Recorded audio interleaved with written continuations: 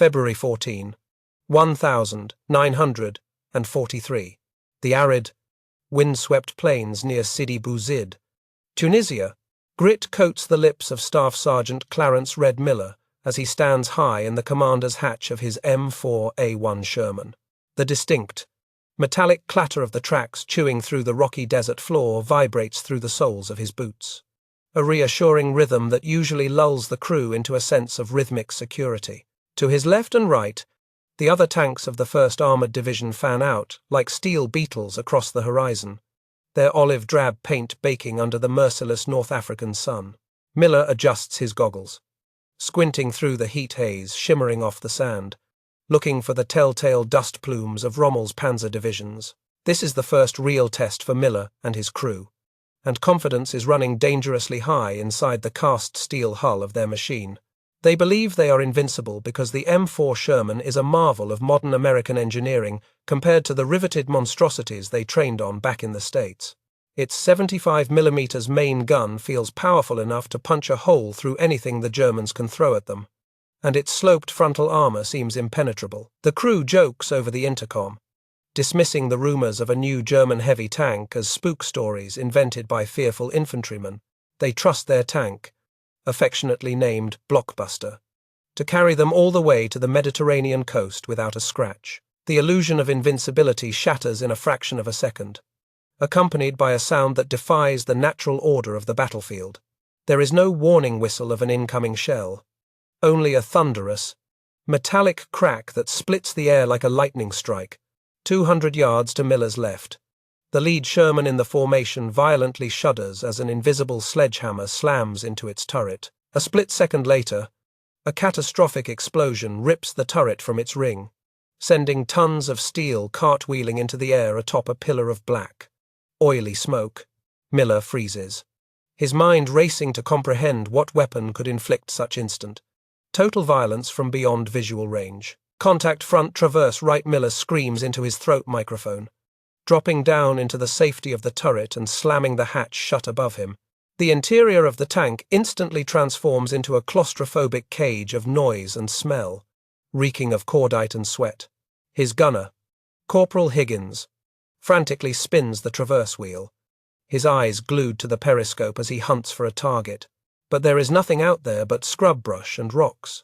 The enemy is engaging them from distances that American tankers were not trained to expect, turning the open desert into a shooting gallery where the Shermans are merely slow-moving, flammable targets. Another Sherman erupts into flames, the sickening screech of tearing metal echoing over the radio net. Through the slit of his vision block, Miller finally spots it, a dark, angular silhouette resting hull down on a ridgeline more than 2,000 yards away. It does not look like the Panzer III or IV models they studied in their recognition manuals. This machine is a boxy fortress of steel, wide and menacing. A flash of light erupts from its long barrel, and seconds later, the shockwave of another high-velocity round passing inches from Miller's tank rocks the chassis. This is the WWII, and it has arrived to rewrite the rules of armored warfare with blood and iron. Miller orders his gunner to fire, desperate to suppress the monster on the ridge.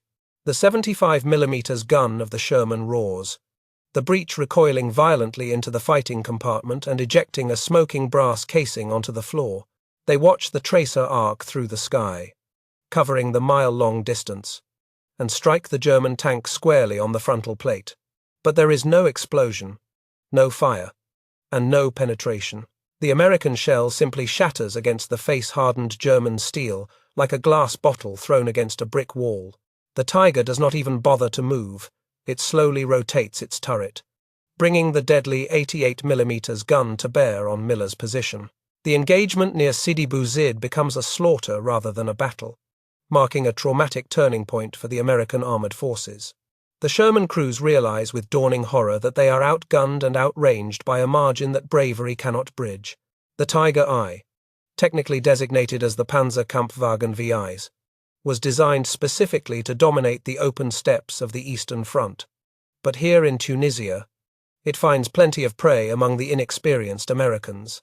Its main gun, the KWK-36, is derived from a lethal anti-aircraft cannon, capable of knocking out a Sherman from distances where the American gunners cannot even scratch the German paint. To understand the depth of this mismatch, one must look at the philosophy behind the German war machine that birthed the Tiger. Hitler and his generals demanded a breakthrough tank that prioritized heavy armor and overwhelming firepower over mobility and logistics. The result was a 56-ton behemoth, nearly twice the weight of the 30-ton Sherman. Its frontal armor was 4 inches thick, impenetrable to nearly every Allied anti-tank weapon in service in early 1943. While the Sherman was designed to be mass-produced, shipped across oceans, and reliable in long drives, the Tiger was a handcrafted fortress meant to stand its ground and destroy everything in its line of sight. The psychological impact of this debut on the Allied soldiers cannot be overstated, leading to a phenomenon soon known as Tiger phobia. Every German tank, whether it is a smaller Panzer IV or a self-propelled gun, starts to look like a tiger to the terrified crews scanning the horizon. This fear paralyzes units, causing them to hesitate or retreat when they might have pressed an attack. The rumors spread through the barracks and mess halls, growing wilder with each retelling.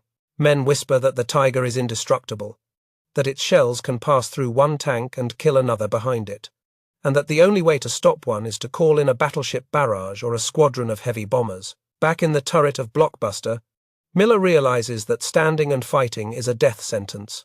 He orders the driver to reverse, the tracks churning up clouds of dust to mask their retreat. Around them, the burning hulks of their platoon mates serve as funeral pyres, black smoke drifting across the sun. The retreat is chaotic and humiliating, a stark contrast to the confident advance only minutes prior. The American doctrine of using tanks to exploit breakthroughs is useless if they cannot survive the initial contact. They are learning the hard way that in a head-to-head duel, the Sherman is merely kindling for the German fire. The aftermath of these initial clashes sends shockwaves all the way up to the Allied High Command. Generals like Eisenhower and Patton are forced to confront the reports of their field commanders, which detail the catastrophic failure of their standard armor-piercing rounds against the new threat. However, a dangerous complacency begins to take root in the strategic planning offices.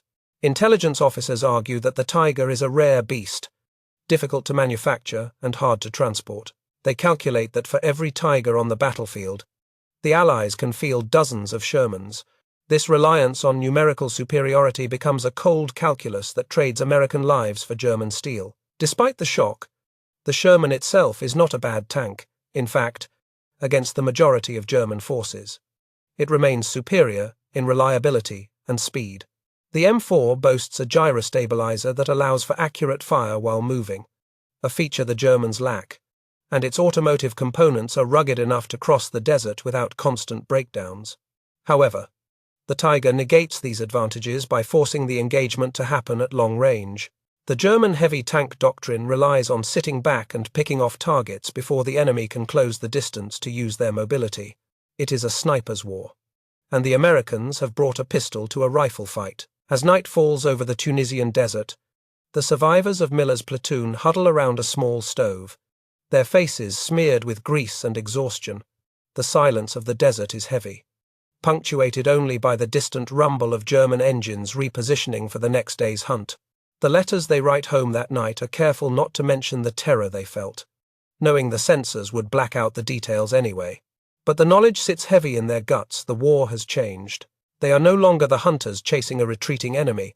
They are the prey, stalking through a landscape dominated by an apex predator that they cannot kill. The tactical reality forces the American crews to improvise, often with fatal results. They try to flank the Tigers, hoping to get shots at the thinner side or rear armor, but the open terrain makes such maneuvers nearly impossible without being spotted. They try to use smoke shells to blind the German gunners, but the strong desert winds often clear the screen too quickly. Every encounter becomes a puzzle where the penalty for a wrong move is immediate incineration. The crews begin to weld spare track links and sandbags to the front of their Shermans, a desperate and mostly futile attempt to add a few inches of protection against the 88mm Roth. By the time the North African campaign draws to a close, the legend of the Tiger is firmly established. The wreckages of American tanks littering the passes of Tunisia serve as grim monuments to the technological gap. The Allies eventually win the campaign through air power, artillery, and the sheer weight of numbers, pushing the Axis forces into the sea. But for the tankers who survived the first blooding, the victory rings hollow. They know that this was just the opening skirmish. Across the Mediterranean, in the hedgerows of France and the hills of Italy, hundreds more of these beasts are waiting. The Sherman crews have survived the desert, but they have lost their innocence, and they know the road to Berlin will be paved with their own broken steel. To understand the terrifying disparity witnessed on the battlefields of North Africa, one must look beyond the courage of the crews and delve into the blueprints that birthed these steel beasts. The conflict between the Sherman and the Tiger was not merely a clash of metal, but a collision of two diametrically opposed industrial philosophies. On one side stood the German obsession with technical perfection, invincibility, and handcrafted superiority. On the other stood the American doctrine of mass production, logistical standardization, and strategic mobility. The chasm between these two mindsets created a battlefield dynamic where the individual superiority of one machine was pitted against the relentless swarm of the other, defining the brutal mathematics of survival for the tank crews involved. At the heart of the German philosophy was the Tiger's main weapon, the dreaded 88mm KWK-36 gun. This weapon was originally designed as a heavy anti-aircraft cannon, intended to shoot down bombers at high altitudes, which meant it possessed a muzzle velocity capable of ignoring air resistance and gravity over short distances. When mounted in a tank turret, it transformed the Tiger into a sniper rifle of unparalleled lethality. The shell fired by this gun traveled so flat and fast that German gunners did not need to calculate precise elevation adjustments for targets under 1,000 yards. They simply pointed the crosshairs at the center of the mass and pulled the trigger, knowing the round would punch through a Sherman from front to rear before the American crew even heard the shot. Protecting this lethal firepower was a fortress of face-hardened steel that defied the physics of Allied anti-tank weaponry in 1943. The Tiger boasted a frontal hull thickness of 100mm and a turret front nearly as thick, forming an impenetrable shield against the standard 75mm guns of the Allies. Unlike the later Panther tank, which utilized sloped armor to deflect shells, the Tiger relied on sheer vertical thickness, resulting in its distinctive boxy, menacing silhouette. For an American gunner peering through his telescopic sight, the Tiger looked like an unbreakable slab of iron. He knew that his armor-piercing rounds would simply shatter against that flat grey surface, turning his offensive capability into a futile gesture of defiance. However, this obsession with invincibility came at a staggering mechanical cost that often crippled the German units before they even reached the front lines. The Tiger was over-engineered to the point of absurdity, featuring a complex Maybach V12 engine and a fragile transmission that struggled to move the 57-ton bulk. Its suspension system used overlapping and interleaved road wheels, a design that provided a stable firing platform but created a maintenance nightmare. If an inner wheel was damaged or needed replacement, mechanics had to remove up to 9 outer wheels just to reach it. In the freezing mud of the Eastern Front or the rocky terrain of Italy, this complexity often meant that a minor mechanical failure resulted in the total abandonment of a priceless war machine. In stark contrast, the American M4 Sherman was a masterpiece of automotive reliability and logistical genius. Designed to fight a global war across oceans and continents, the engineers at the Detroit Arsenal were not tasked with building an invincible duelist, but rather a tank that could be shipped by the thousands on Liberty ships and fit within the loading gauge of European railway tunnels. The Sherman was powered by robust aircraft-derived engines, such as the Wright Continental Radial or the Ford GAA-58, which allowed it to travel hundreds of miles without a major breakdown.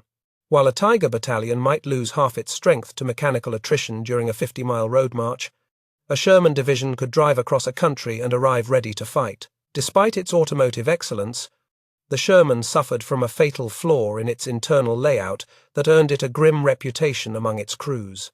The early models had a tendency to catch fire catastrophically when penetrated, leading to the morbid British nickname Ronson, after the cigarette lighter that was advertised to light the first time. Every time. For decades, this vulnerability was blamed on the gasoline engines. But the true culprit was the ammunition storage. The main gun rounds were stored in sponsons along the sides of the hull, directly behind the thin side armor. A German shell piercing the side would ignite the propellant in the brass casings, turning the fighting compartment into an incinerator in seconds. The psychological impact of this flammability on the American crews was profound and devastating. Sitting inside a Sherman felt like riding inside a mobile bomb, knowing that a single hit could not only kill you but burn you alive before you could escape. Crews began to weld spare track links or sandbags over the sponson areas on the outside of the hull, hoping to trigger the German shells early. Inside, they lived with the constant, gnawing fear of the brew-up. Survivors of these infernos often carried both the physical scars of the flames and the mental anguish of hearing their trapped comrades screaming over the intercom as the fire consumed the turret. Recognizing this horrific defect, American engineers eventually introduced wet stowage later in the war, a system that encased the ammunition racks in jackets filled with water and glycerin. This simple yet brilliant innovation drastically reduced the fire risk, delaying ignition long enough for crews to bail out. It was a testament to the American ability to adapt and improve their designs based on battlefield data, a flexibility that the rigid German production lines often lacked. However, for the men fighting in 1943 and early 1944, this solution was still a distant promise. They had to ride into battle sitting atop unprotected explosives, relying on speed and prayer to keep the German shells away from their vulnerable flanks. Another critical disparity lay in the optics and situational awareness available to the commanders inside the tanks. German tanks were equipped with Zeiss optics, high-quality glass that provided crystal-clear magnification, allowing their gunners to spot and identify targets at extreme ranges. The American sights were inferior in clarity, often clouding up or lacking the precision graduations needed for long-range shooting. However, the Sherman possessed a significant advantage in the form of a commander's periscope that offered a wide field of view and rotated independent of the turret. This allowed a Sherman commander to scan for threats continuously, while a Tiger commander often had to open his hatch and expose his head to get a full view of the battlefield. The height of the Sherman was another design choice that drew the ire of the men who served in it. To accommodate the radial engine and the drive shaft running to the front sprockets, the M4 stood tall and narrow, presenting a high silhouette that was difficult to hide in the flat terrain of Europe. In a war where being seen meant being killed, the tall profile of the Sherman made it an easy target for German anti-tank gunners hiding in the tree lines. The Tiger, while massive, was actually lower to the ground relative to its width than the Sherman, allowing it to make better use of hull-down positions where only the impenetrable turret was exposed to enemy fire. Strategic mobility was the ace up the American sleeve, a factor often ignored in simple comparisons of armor and firepower. The Sherman weighed approximately 30 tons, a specific limit chosen because it was the maximum load the standard U.S. Army portable pontoon bridges could support. This meant the Allied armies could cross rivers and advance rapidly, keeping pressure on the retreating Germans.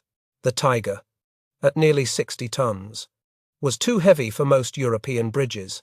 This forced German commanders to spend precious hours scouting for sturdy stone crossings or fords, severely limiting their tactical flexibility and often trapping their heavy battalions on the wrong side of a river during a retreat. The industrial disparity behind these machines determined the flow of reinforcements to the front lines. The United States mobilized its massive automotive industry, with factories like the Chrysler Defense Plant churning out tanks on assembly lines similar to those making family sedans. A single Tiger tank required over 300,000 man-hours of skilled labor to complete, involving intricate machining and hand-fitting of parts. In the time it took Germany to build one Tiger, the United States could produce dozens of Shermans. This meant that while the German tank was a precious, irreplaceable asset, the Sherman was a disposable tool of war, easily replaced by the next ship arriving at the docks of Antwerp or Naples. Inside the tanks, the human experience was also vastly different due to the ergonomic designs. The Sherman, despite its flaws, was surprisingly comfortable and user-friendly. The controls were intuitive. The turret basket was spacious enough to work in, and the escape hatches were large and spring-loaded. This seemingly minor detail, the ability to exit the tank in seconds, saved thousands of American lives. In contrast, the Tiger's hatches were heavy, screw-threaded affairs that took precious time to open. If a Tiger caught fire or flipped over, the crew was often trapped inside their invincible tomb, unable to manipulate the heavy mechanisms in the panic of the moment.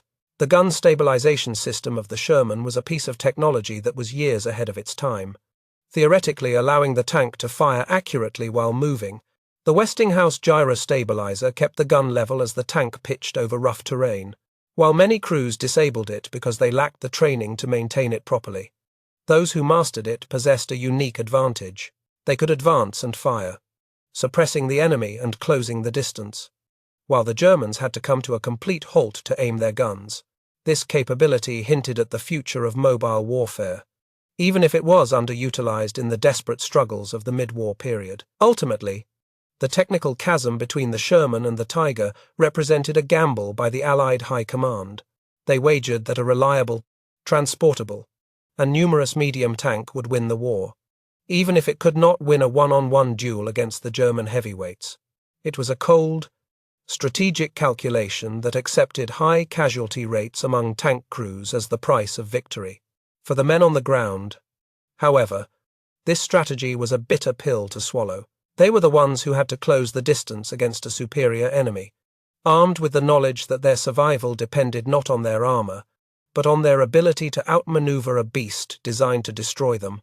June 1944. The open sands of North Africa are a distant memory, replaced by a suffocating green maze that American soldiers call the bocage. For the tank crews of the First Army pushing inland from Omaha and Utah beaches, the idyllic French countryside has transformed into a claustrophobic slaughterhouse.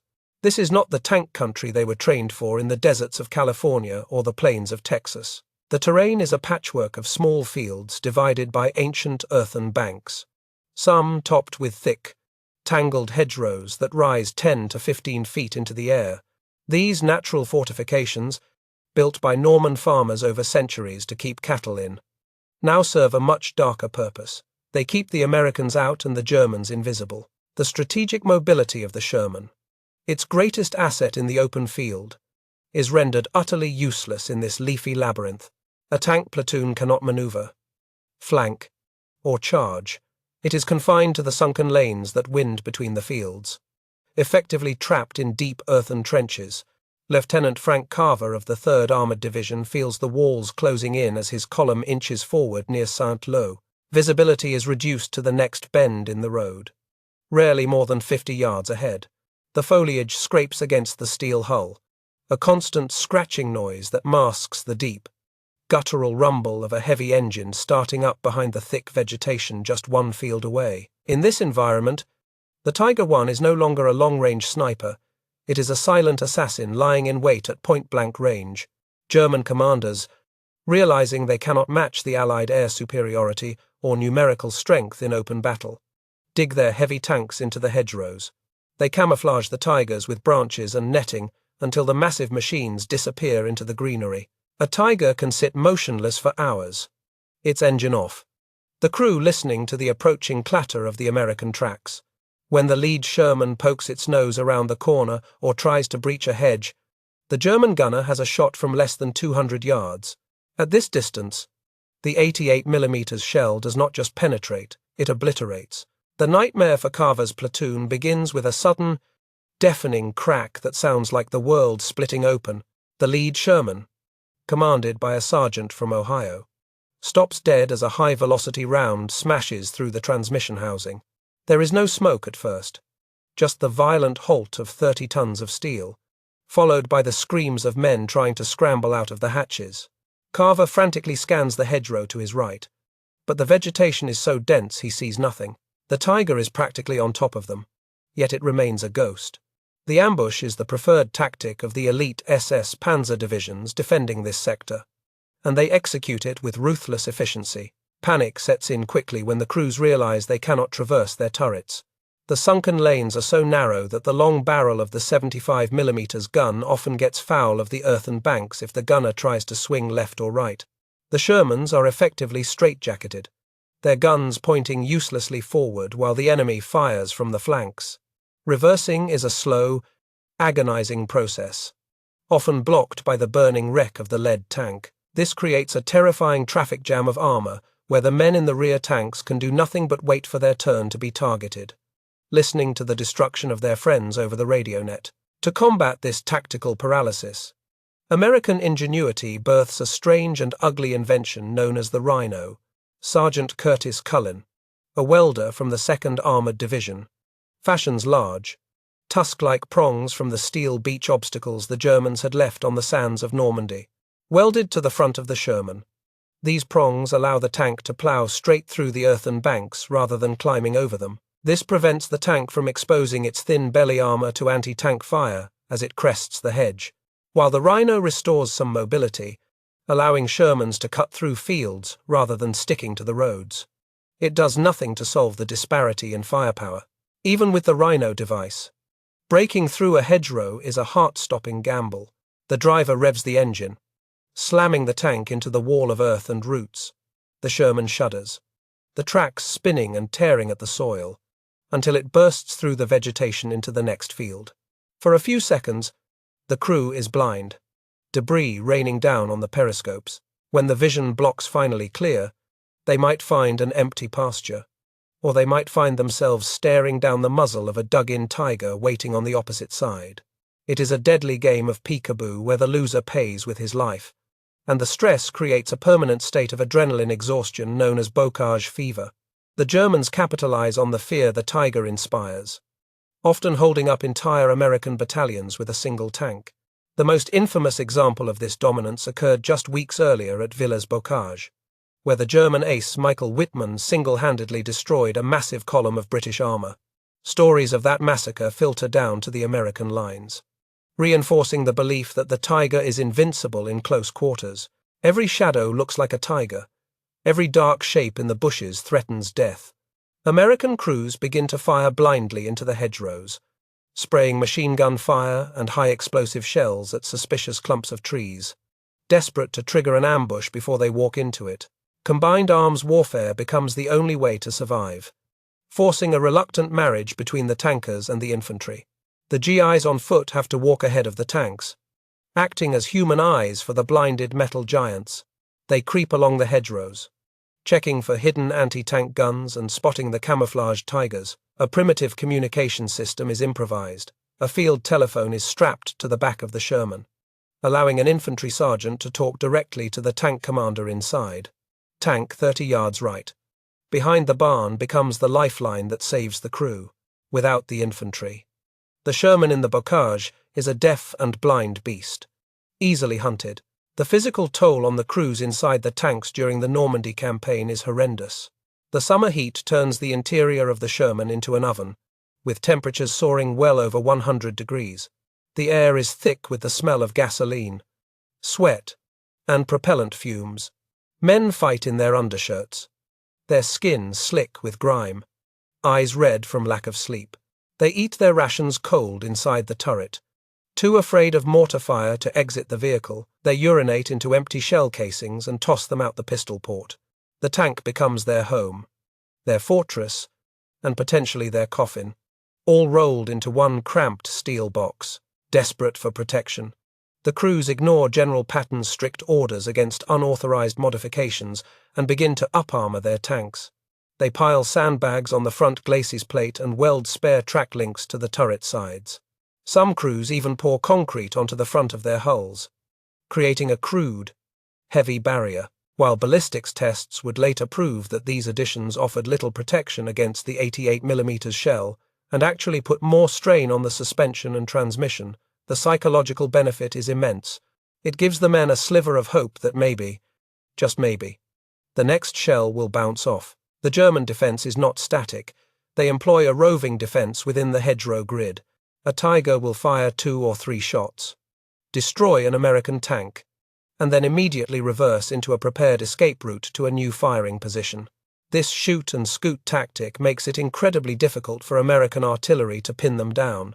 By the time the coordinates are called in and the shells start falling, the tiger is already gone, repositioned 500 yards away to ambush the next advance. The Americans are paying a steep price in blood for every hedgerow, measuring their advance in yards per day rather than miles. One specific encounter near Saint-Lô illustrates the horror of the situation. A platoon of 5 Shermans enters a field, only to find the exit blocked by a Tiger that has let the first 3 tanks pass before opening fire. The German gunner hits the rear tank first, trapping the column, and then the lead tank, sealing the bottle. The 3 tanks in the middle are trapped in the kill zone. The crews pop smoke, blinding themselves in a desperate attempt to hide. But the Tiger knows where they are. It methodically puts a round through each Sherman, the heavy impacts ringing like church bells of doom across the valley. It is a systematic execution. Despite the slaughter, the sheer industrial might of the United States begins to show its weight. For every Sherman the Tigers destroy, 2 more appear from the beachhead supply depots. The German crews, elite as they are exhausted. Their machines are breaking down under the strain of constant combat, and they have no replacement parts. They are running low on fuel, forcing them to abandon perfectly good tanks that have simply run dry. The American pressure is relentless, a grinding wave of steel that accepts casualties as a necessary cost of doing business. The Sherman crews know they are expendable, but they also know they are winning by attrition. As July drags on, the claustrophobic nightmare of the hedgerows reaches a breaking point. The American commanders realize that they cannot finesse their way through this terrain. They have to blast their way out. The plan for Operation Cobra is drawn up a massive carpet bombing campaign designed to obliterate the German defenses and open a corridor for the armor to finally run free. For the surviving crews of the hedgerow battles, the prospect of escaping the green hell is the only thing keeping them going. They have faced the Tiger in its own den and survived. But they are eager to get back to the open roads where their speed might finally give them a fighting chance. With the breakout from Normandy finally achieved, the nature of the war shifts from the claustrophobic hedgerows to a fluid game of maneuver across the French countryside. For the American tank crews, the open ground presents a terrifying paradox. They have the room to move, but they are also exposed to the lethal long-range gaze of the German optics. The crews have accepted the grim mathematical reality that their 75mm armor-piercing rounds bounce off the Tiger's frontal armor like pebbles. They know that to continue fighting head-on is nothing short of suicide. Survival now depends on reinventing their doctrine on the fly, transforming from heavy cavalry into a pack of hunting wolves. The resulting strategy becomes known informally as wolf pack tactics, a desperate but effective method of using numerical superiority to overwhelm a technologically superior enemy. The standard operating procedure dictates that a single Sherman must never engage a Tiger alone. Instead, a platoon of 4 or 5 Shermans must coordinate their attack to strike the beast from multiple angles simultaneously. It is a chaotic ballet of steel that requires nerves of ice, as the coordination must be flawless. If the pack hesitates, the Tiger will pick them off one by one, turning the tactical maneuver into a shooting gallery for the German gunner. One of the most critical tools in this new tactical playbook is the M89 white phosphorus shell, known affectionately and fearfully by the troops as Willie Pete.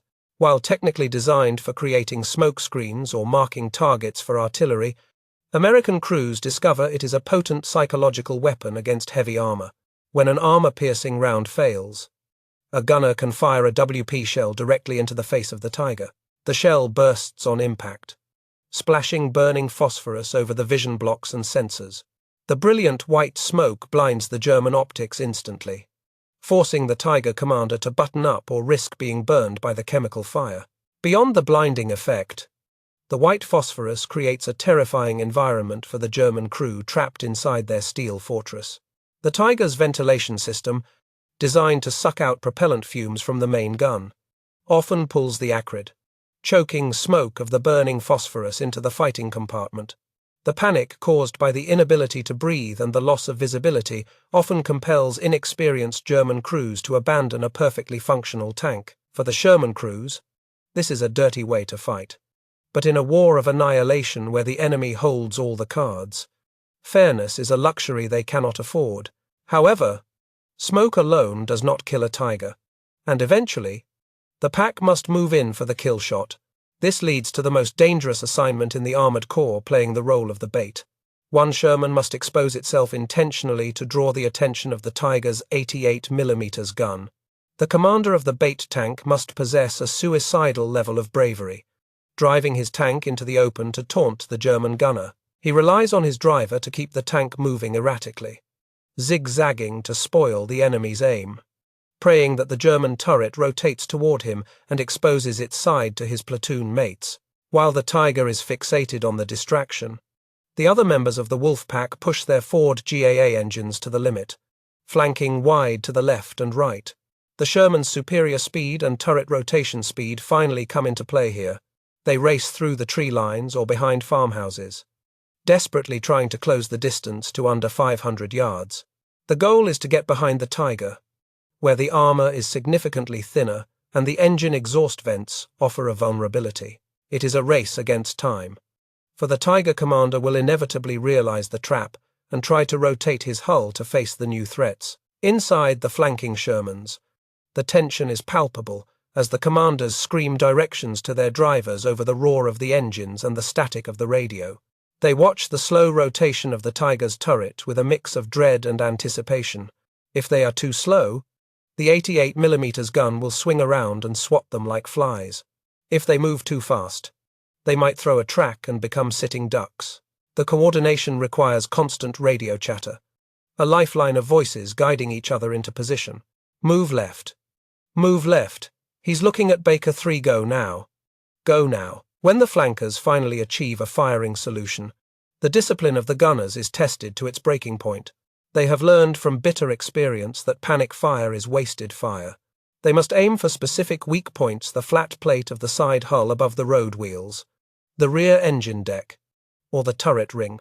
At close range, the 75mm gun can finally penetrate the 80mm side armor of the Tiger. The command fire is followed by the violent recoil of the gun, and the crews watch tracers streak into the side of the Nazi giant, praying for the flash of an internal explosion. A successful strike on a Tiger usually results in a catastrophic kill, but it is rarely a clean victory. The German ammunition is stored in the sponsons similar to the early Shermans, and a penetrating hit often ignites the propellant. However, the Tiger crews are veterans, and they often fight to the bitter end. Even a disabled Tiger can still rotate its turret and fire, turning a victory into a mutual destruction. American crews are taught to keep firing until the enemy tank burns, pumping shell after shell into the wreck to ensure it can never be recovered and repaired by German field workshops. This tactical evolution also sees the integration of the dedicated tank destroyer battalions into the Wolfpack dynamic. Vehicles like the M10 Wolverine and the incredibly fast M18 Hellcat begin to work in concert with the Sherman platoons. The Hellcat, with its paper-thin armor but highway speed mobility and potent 76mm gun, acts as the lethal dagger to the Sherman's shield. While the Shermans draw fire and suppress the enemy with high-explosive rounds and machine guns, the Hellcats use their speed to sprint to the flanks and deliver a high-velocity punch that can crack the Tiger's hide from greater distances. Despite the effectiveness of these swarm tactics, the cost in men and machines remains staggeringly high. The math of the battlefield often dictates that for every Tiger destroyed, 2 or 3 Shermans are left burning in the field. The loss of a tank is manageable for the American supply chain, which can replace the vehicle within days. But the loss of trained crews is a wound that deepens with every engagement. The veterans who survive become hardened pragmatists, viewing their tanks not as chariots of glory, but as disposable tools to be used up and discarded in the pursuit of victory. The psychological toll of these tactics creates a unique bond among the survivors, a brotherhood forged in the shared trauma of being the underdog. They develop a fatalistic humor, joking about their Ronson lighters and the knock-on-the-door service of the 88mm shells. Yet, this camaraderie is essential for the Wolfpack to function. Trust is the only thing that keeps a man in the bait tank, knowing that his friends are risking their lives to flank the monster and save him.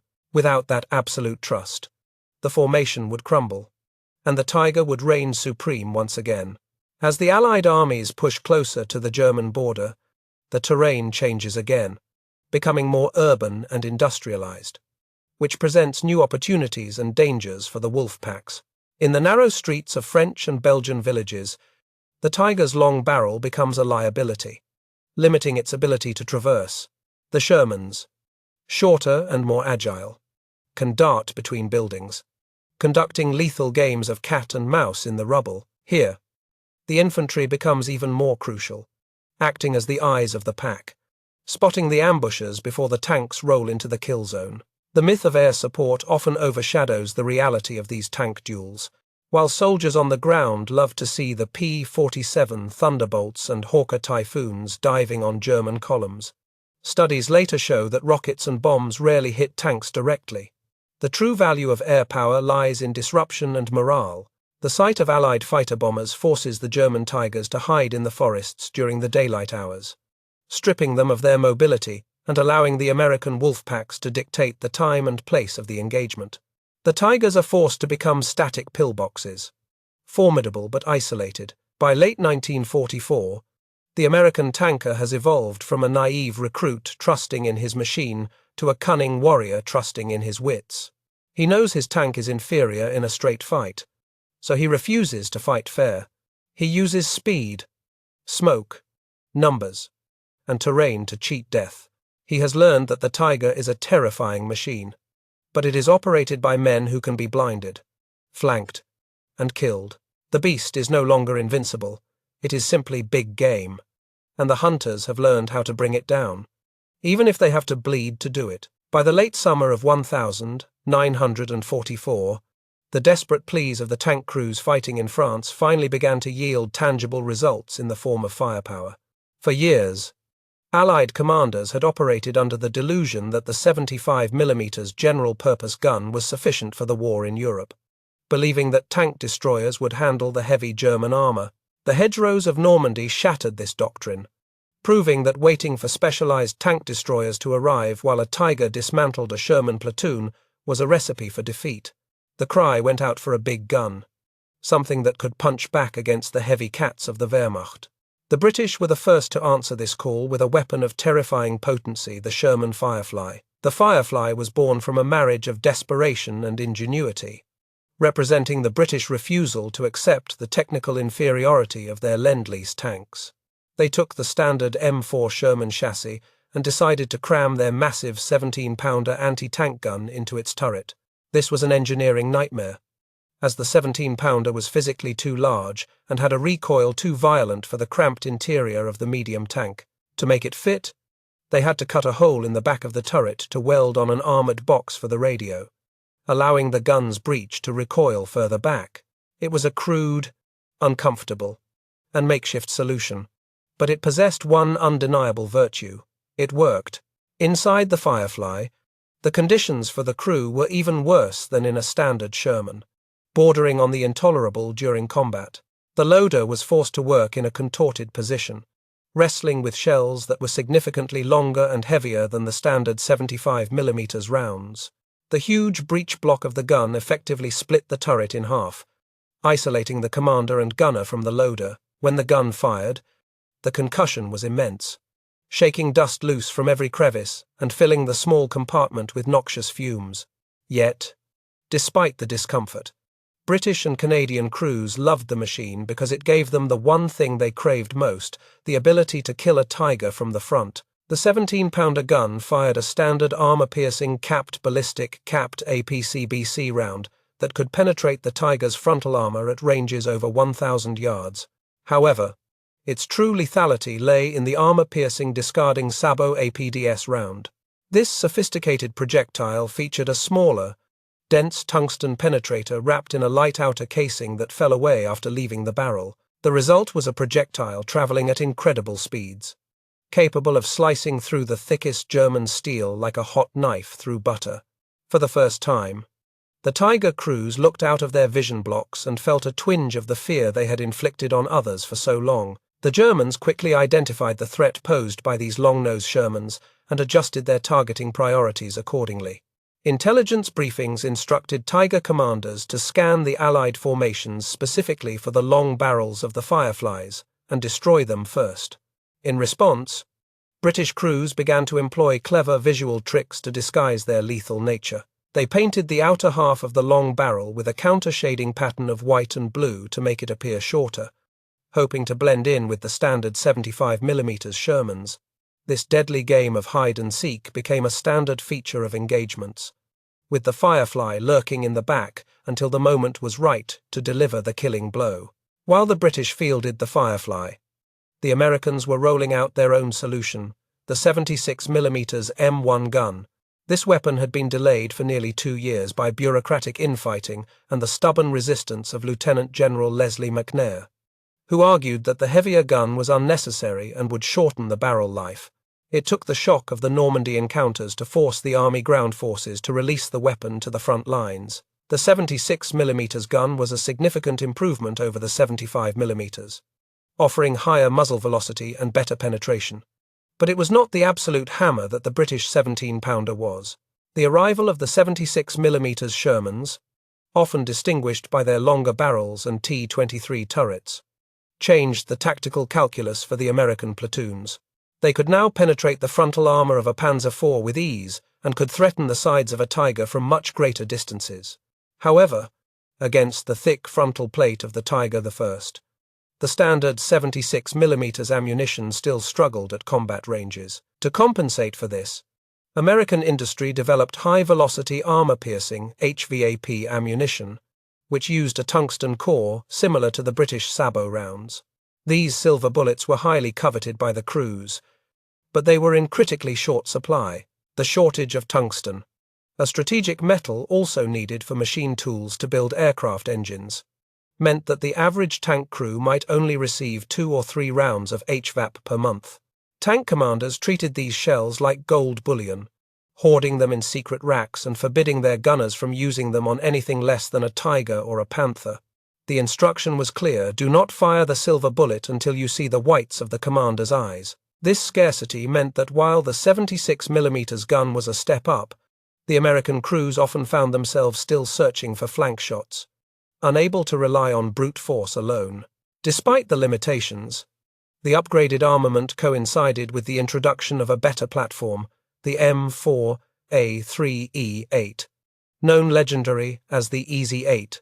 This model featured a new horizontal volute spring suspension HVSS system and wider tracks, which provided a much smoother ride and better flotation over soft ground. The combination of the 76mm gun and the improved mobility made the Easy 8 the finest American tank of the war. It was faster, more reliable, and better armed than its predecessors, allowing experienced crews to utilize shoot and scoot tactics with even greater efficiency. The Sherman was finally maturing into a war machine that could hold its own. The presence of these upgunned tanks fundamentally altered the psychology of the battlefield for both sides. German Tiger commanders, previously accustomed to parking on a hill and sniping with impunity, were forced to become more cautious. They could no longer assume that a distant hit on their frontal armor would be a harmless bounce. Every Sherman on the horizon was now a potential killer. This caution slowed the German counterattacks and forced them to utilize cover more effectively, stripping away the psychological aura of invincibility that had been their greatest weapon since 1943. The predator had to learn to behave like prey. One of the most dramatic demonstrations of this new balance of power occurred in August 1944 during the closing of the Falaise Pocket. A single British Firefly, commanded by Sergeant Gordon, engaged a column of German heavy armor. In a frantic engagement lasting only minutes, the Firefly destroyed 3 Tigers in rapid succession. The rapid fire of the 17-pounder, combined with the accuracy of the gunner, turned the feared German formation into a burning roadblock. Stories of such feats spread like wildfire through the Allied ranks, boosting morale and proving that the beast could bleed if you hit it with the right caliber. However, the upgunning came with its own set of tactical drawbacks that crews had to manage.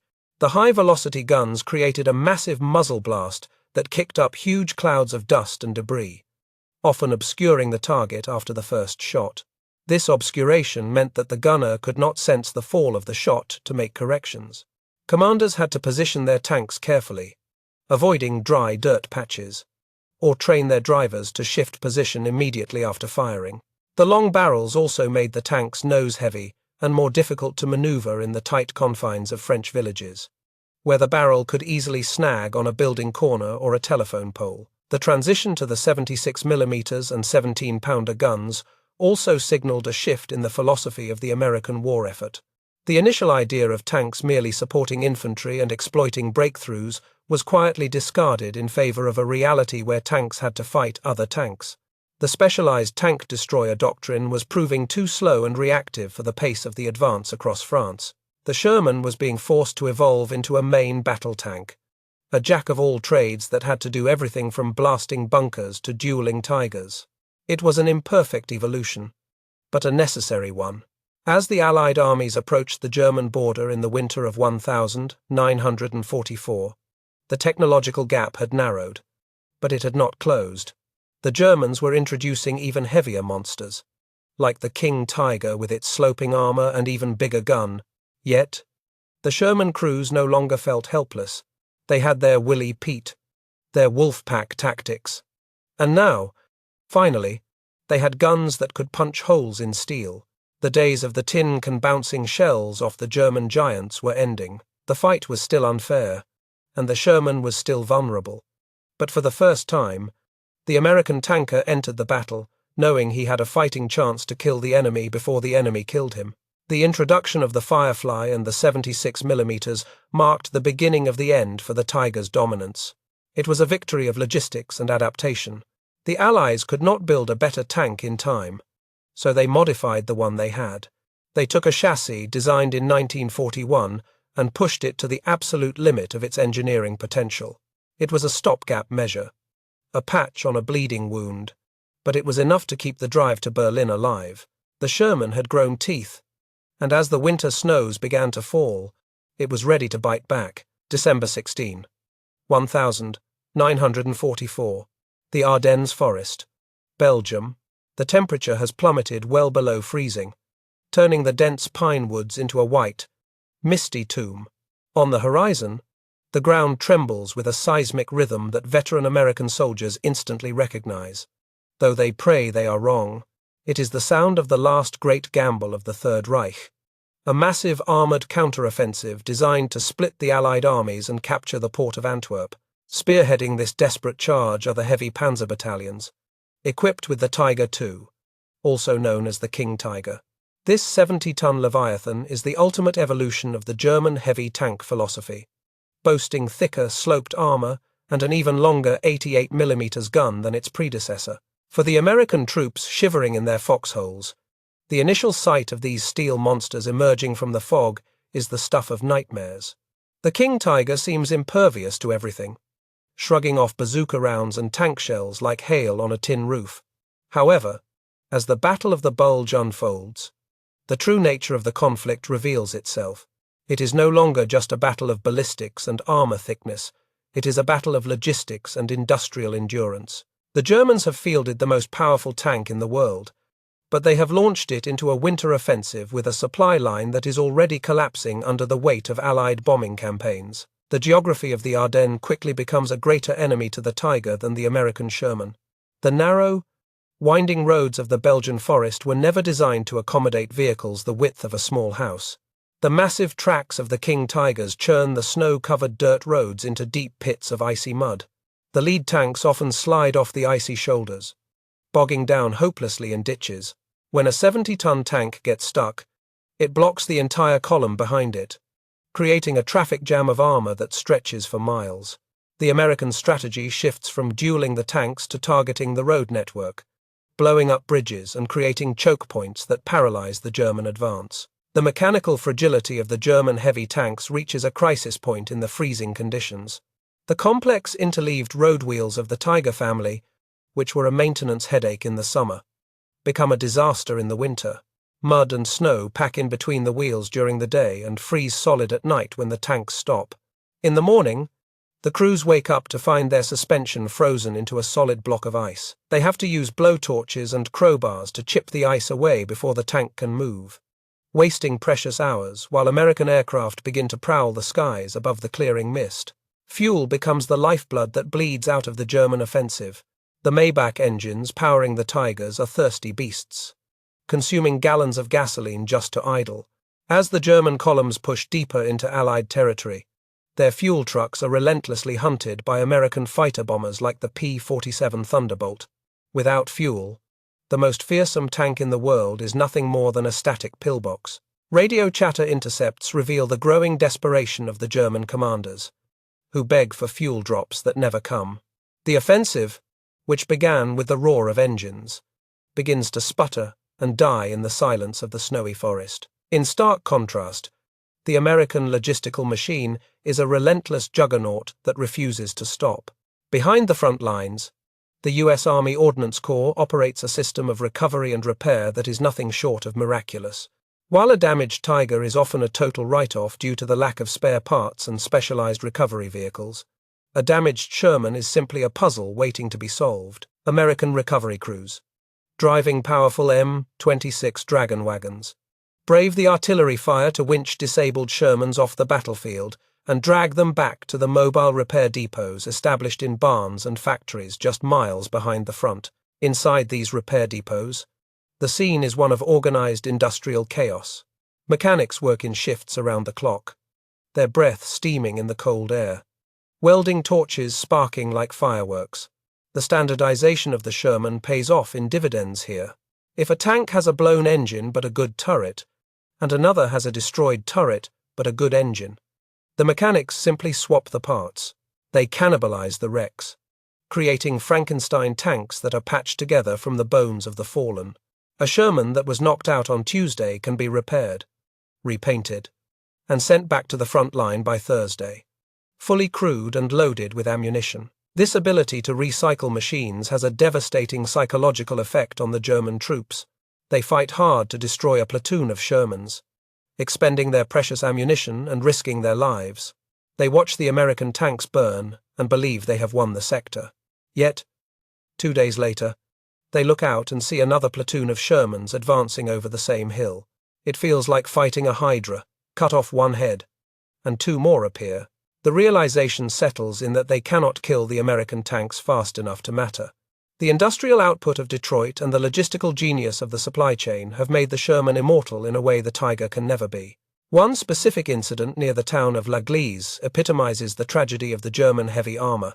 Kampfgruppe Paper, the elite spearhead of the SS Panzer Division, finds itself surrounded and out of fuel.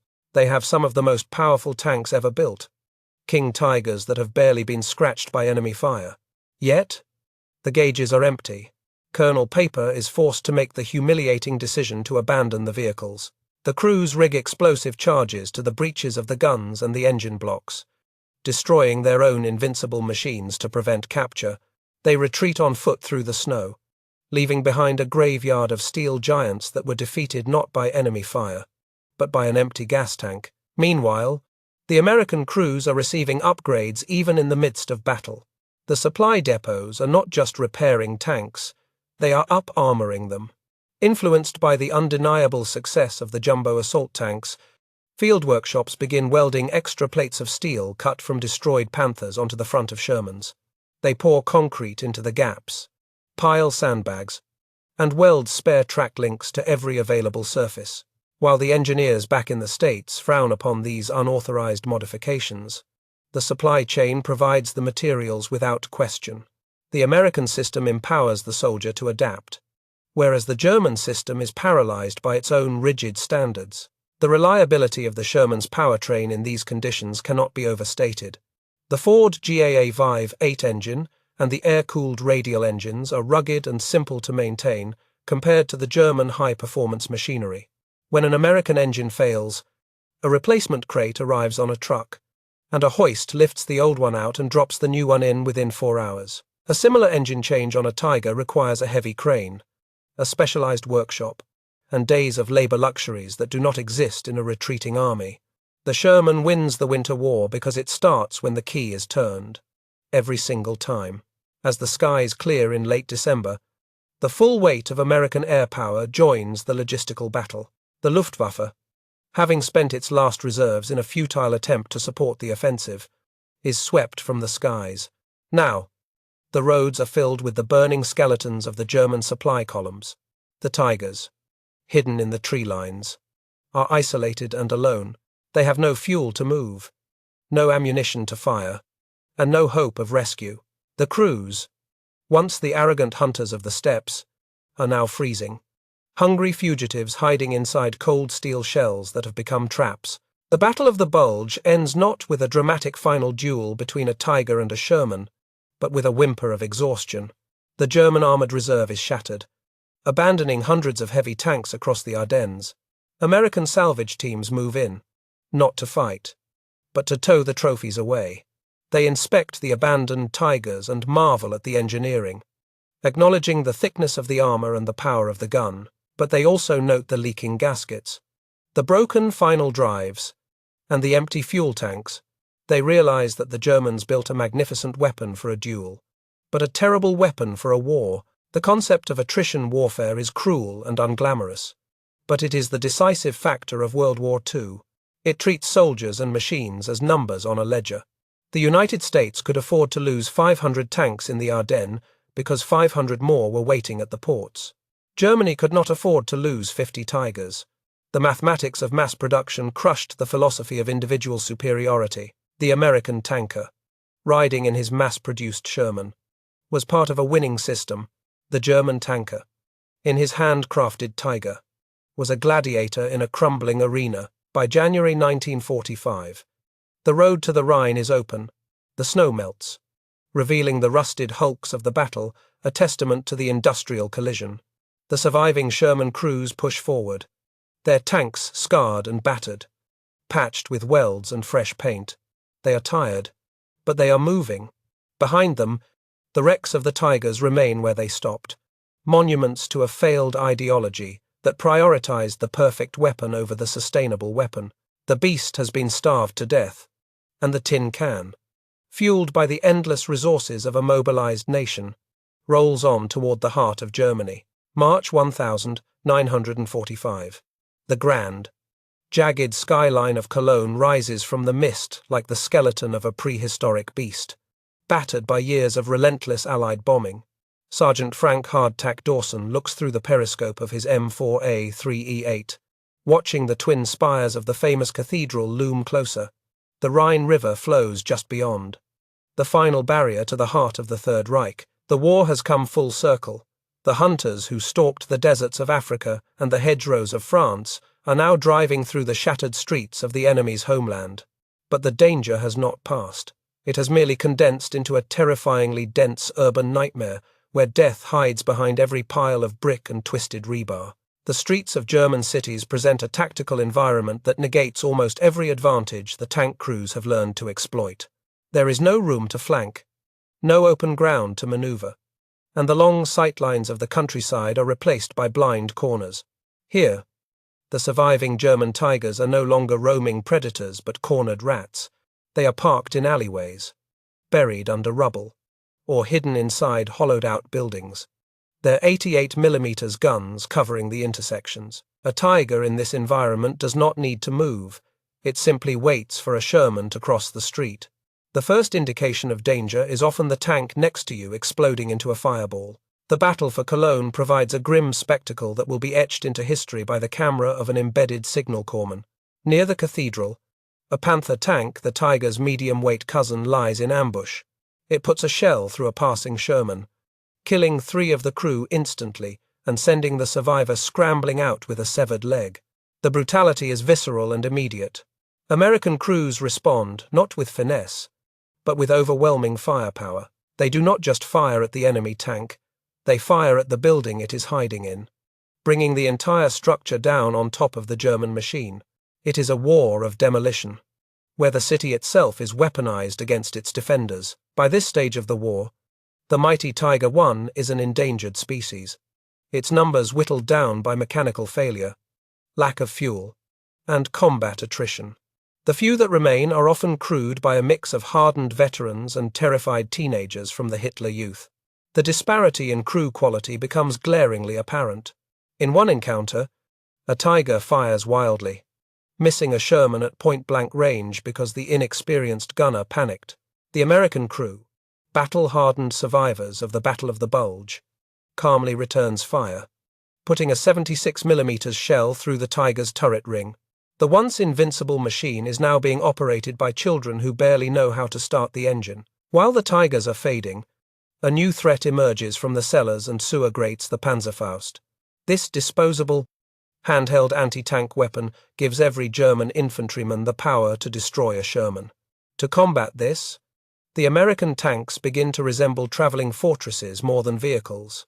They are covered in sandbags, logs, spare tracks, and even bed frames looted from German houses, intended to detonate the shaped charge warheads prematurely. The Wolfpack tactics evolve again. Now, the tanks never move without a screen of infantry spraying every window and doorway with suppressive fire.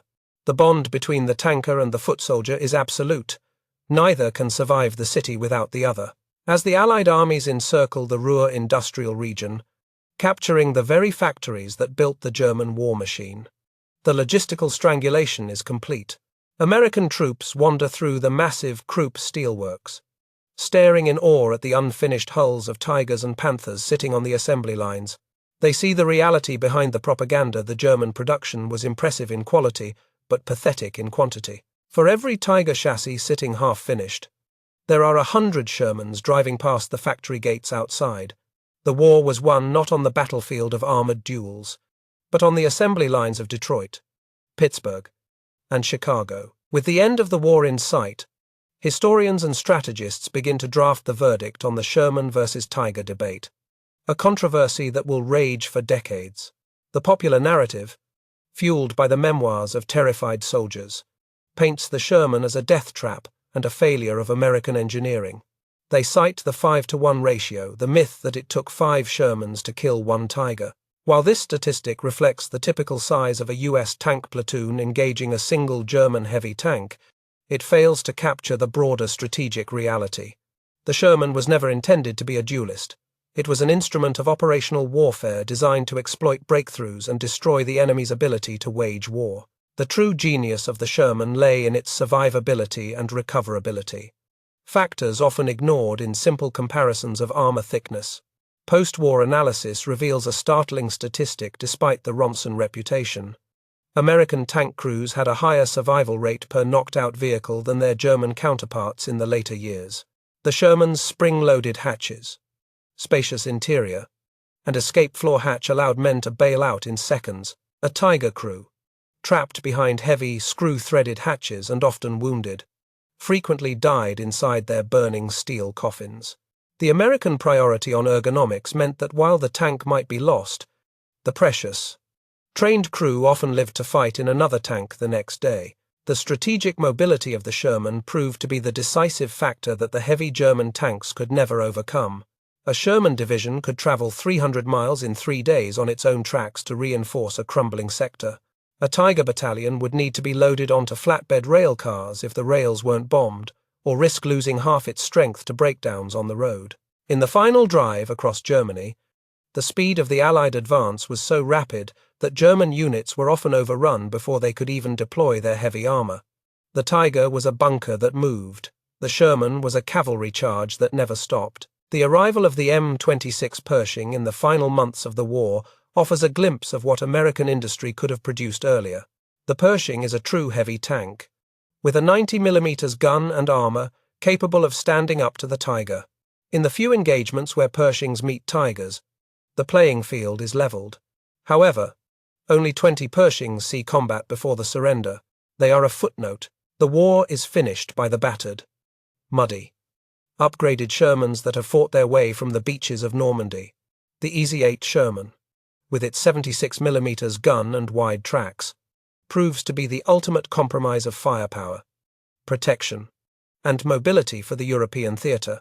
As the German surrender is signed in May 1945, the silence that falls over Europe is deafening. In a field outside Berlin, a column of Shermans parks next to the abandoned hulk of a King Tiger. The contrast is striking. The German tank is a magnificent, terrifying sculpture of violence, complex and imposing, but it sits rusted and silent, leaking oil into the grass. The Shermans are ugly, utilitarian, covered in stowage bags and welded patches, but their engines are idling with a steady, reliable hum. The crews climb out, lighting cigarettes, looking at the dead giant with a mixture of respect and pity. They know they have killed the beast, not by being stronger, but by being relentless. The legacy of the Sherman tank extends far beyond the defeat of Nazi Germany, while the Tiger becomes a museum piece, a symbol of a failed empire's obsession with wonder weapons. The Sherman continues to serve. It fights in Korea, in the Middle East, and in South America for decades to come. It becomes the symbol of liberation for half the world. The lesson of the Sherman is that in a global conflict, perfection is the enemy of the good. The best tank is not the one with the thickest armor or the biggest gun. It is the one that can be where you need it, when you need it, in numbers that overwhelm the opposition. For the men like Miller, Carver, and Dawson, who rode these steel horses into the fire, the technical debates matter little. They carry the memories of the friends they lost to the high-velocity crack of the 88mm gun. They remember the fear that gripped their stomachs every time they saw a boxy silhouette on the horizon. But they also remember the trust they had in their machines to carry them home. They know that they faced the apex predator of the 20th century, a machine built solely to kill them. And they beat it.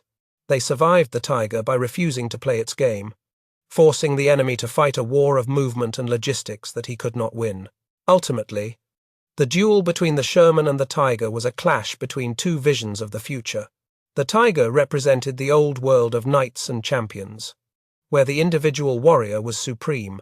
The Sherman represented the modern world of industrial democracy, where the collective effort, standardized production, and the value of the common soldier reigned supreme. As the sun sets on the ruins of the Third Reich, the verdict of history is clear. The Tiger won the battles, terrifying and destroying in equal measure. But the Sherman, the humble, reliable, mass-produced tin can, won the war. The documentary fades out on a panning shot of a vast American supply depot in 1945. Rows of Sherman tanks stretch as far as the eye can see, a sea of olive, drab steel under a peaceful blue sky. The camera slowly zooms out, revealing thousands of them, ready and waiting. The narrator delivers the final line. In the end, quantity had a quality all its own. The beast was slain not by a bigger beast, but by the relentless tide of history